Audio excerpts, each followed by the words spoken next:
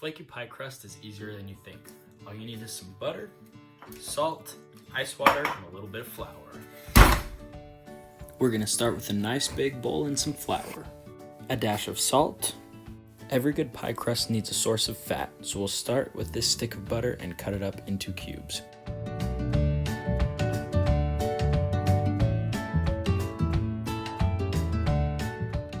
We'll add those cubes to our flour and salt mixture. We'll thoroughly coat our butter cubes in flour and salt, give that a good stir all together. In order to get our crust as flaky as possible, we're just going to smash each of those cubes once and leave them in large pieces in the flour. Right now all we really have is smashed butter, flour, and salt. So to activate that gluten and turn this into dough, we need to add some ice cold water, keep it cold, and mix it all together. Sometimes you get stuck with a little bit at the bottom that just won't hydrate and stick to the rest of your crust, so you want to make sure you pull the bulk of it out and then hydrate the bottom and mix it all together. Almost ready to roll it out, but first we're going to put it in the fridge, wrapped tightly in plastic wrap.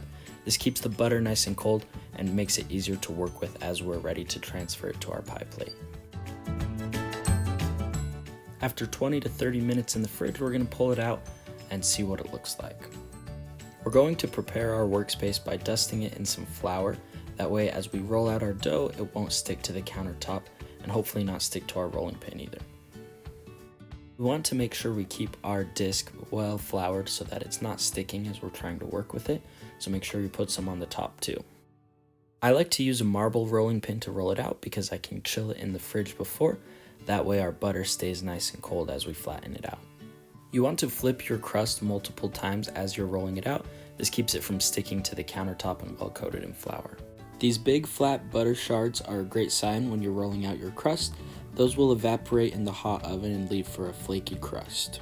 Just a quick check with the pie plate to see if it's big enough, and we'll transfer it to our pan.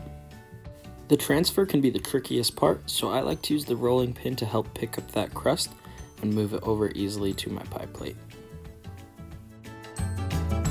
Now we'll just flatten out the crust, make sure it's fitted to the pan, and we're ready to trim. We have all this excess dough around the edges, so we're just going to take our kitchen scissors and carefully trim it off all on the sides. We want to leave about an inch hanging off the edge of the crust, that way we can tuck it underneath and it will make it easier to flute, and we can just have a nice thick crust on our pie.